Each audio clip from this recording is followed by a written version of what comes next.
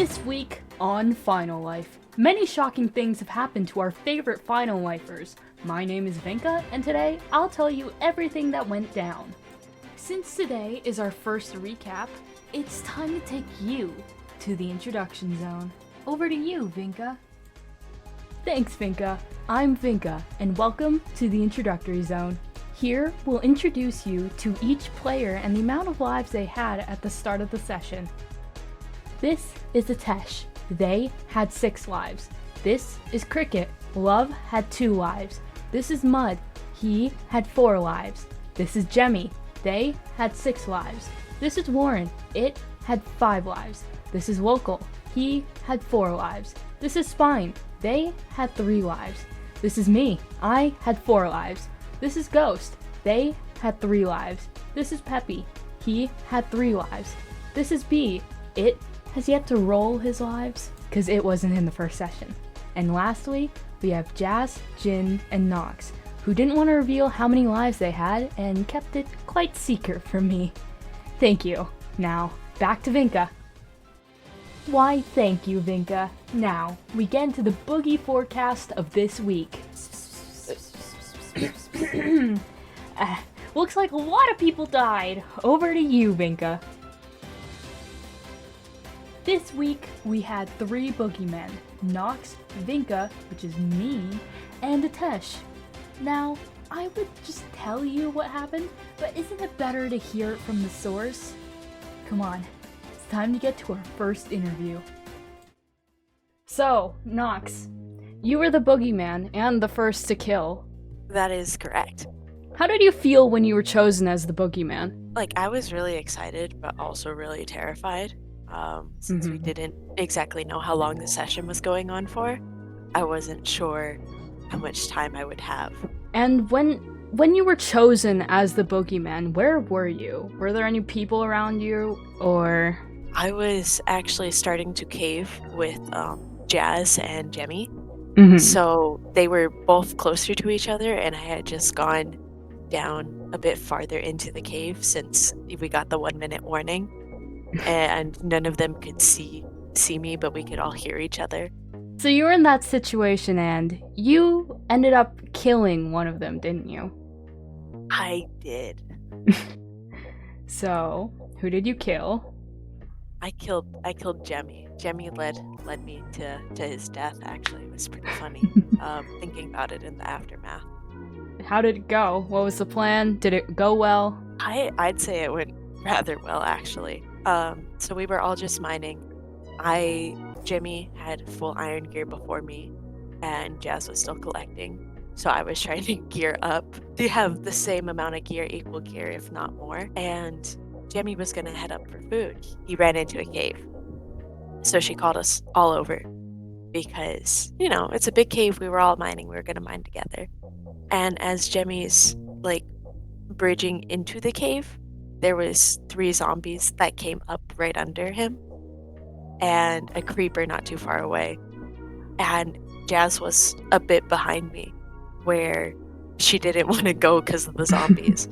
So I got behind Gemmy as he was bridging down and hit him into the zombies, and then chased him into a corner to kill him. That sounds terrifying. Holy crap. I went, normally I'm very loud and very yelly, but it was dead silence from my end. The moment we got into the cave, I realized that this might be my chance, and I didn't know how much time I had, so it was okay, I have to take it. Gotta go straight for the kill. I went straight for the kill. I even checked my recording. It was 10 minutes. I was on the boogeyman for 10 minutes. Who was around at the time when you murdered Gemmy brutally in a pit?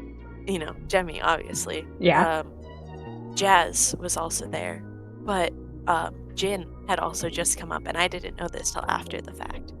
So I did the kill then because I knew Jazz was a bit far away and more hesitant because I've killed her in PvP before. And so I went for it. But then I found out after that Jazz didn't even realize that I was doing a kill. Jazz just saw us run off into the cave.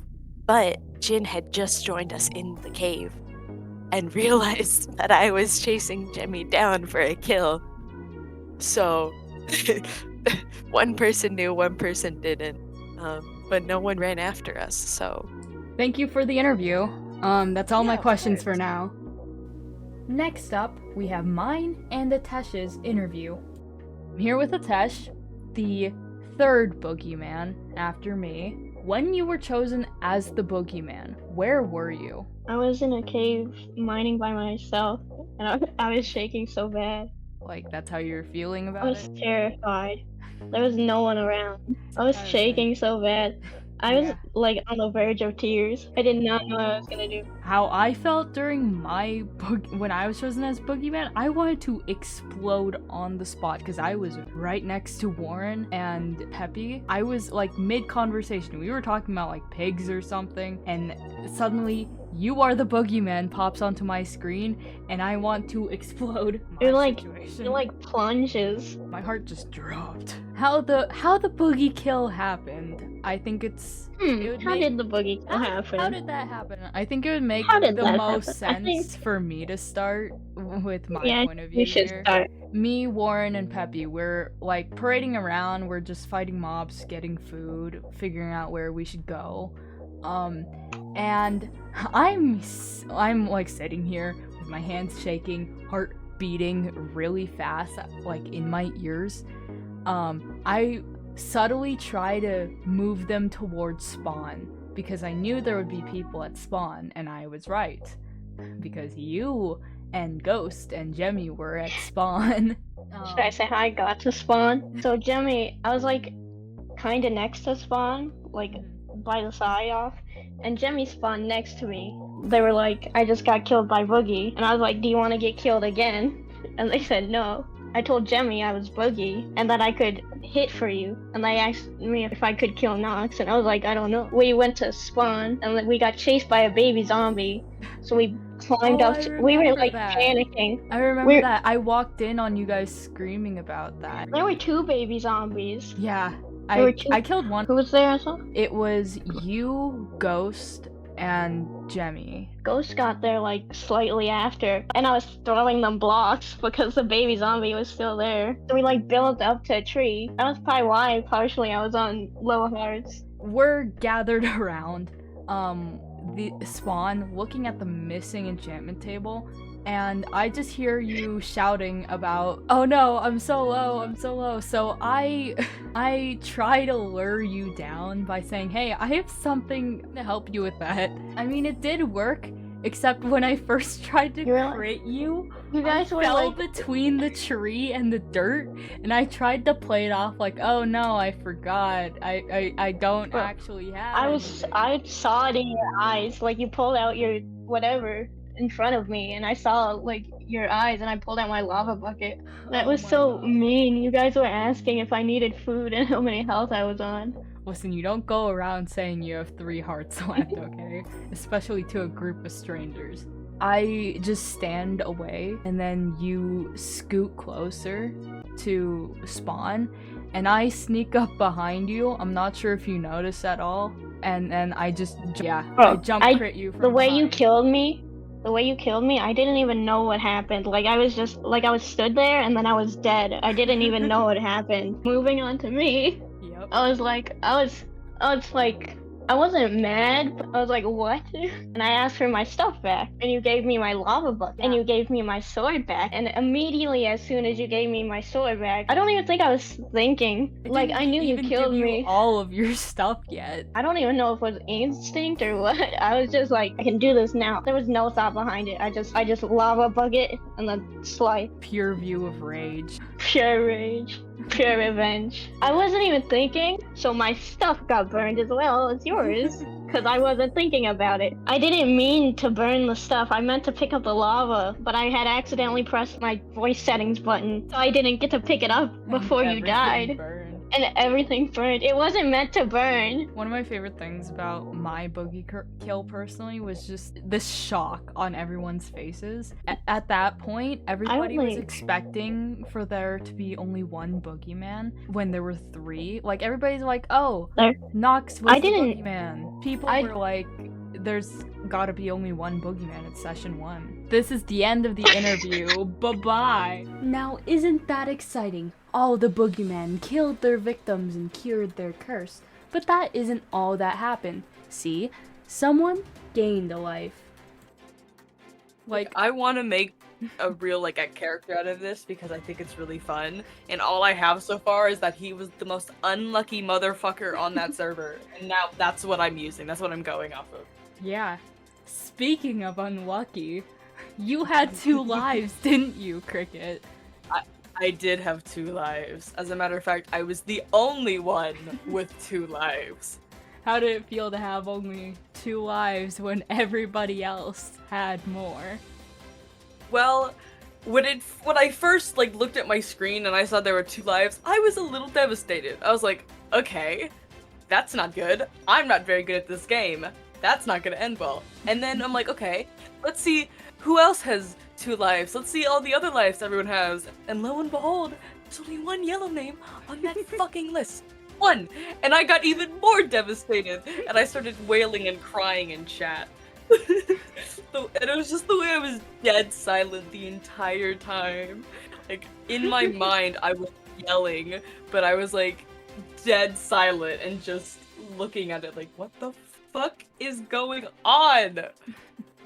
So, later, you did end up going back up to 3 lives, was it? Who gave you your life? Well, it happened actually pretty quickly after the roll, and it's when I met up with the Overseers for the first time. And it was Bowl, or 5, whichever one you would like to refer to him as. Mm-hmm. And when we started teaming up right away, I think I made a comment on...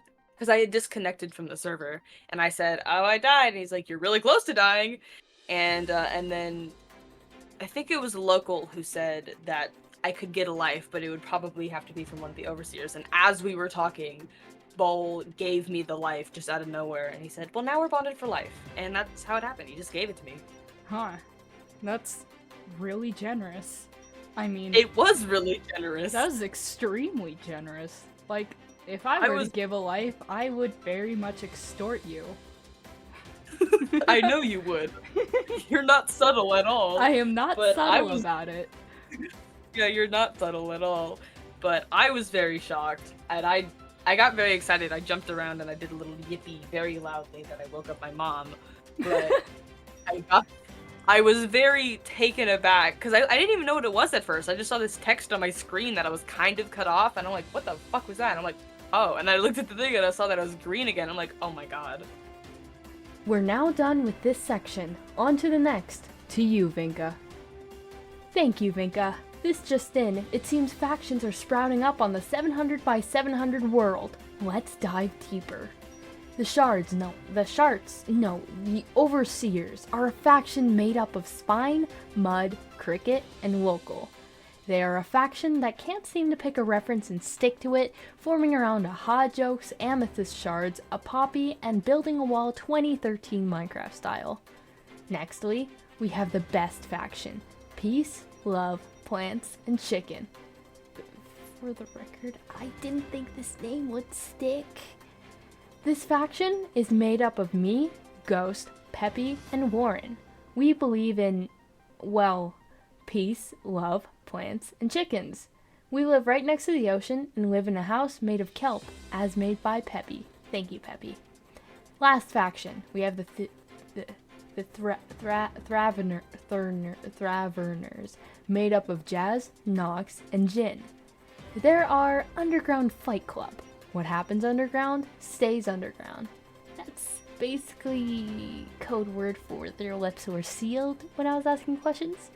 But what we do know is that they're the most indecisive group of the bunch, coming up with their team name many, many hours after the session ended. Lastly, we have the 3 with no group, our orphans, Gemmy and Atesh, both without a faction to their name. We also have B, who is not here for our first session, therefore also an orphan. Now, we move on to general news, such as our 2 non-boogie related deaths, both of which belong to Warren, to a zombie and a drowned respectively. What a loser. We also received reports that me, collected everyone at spawn and announced that I will be trading access to the enchanter that has been missing from since around mid-session for lives. The offer is still open. Speaking of the enchanter, where the fuck is mine? Vinca!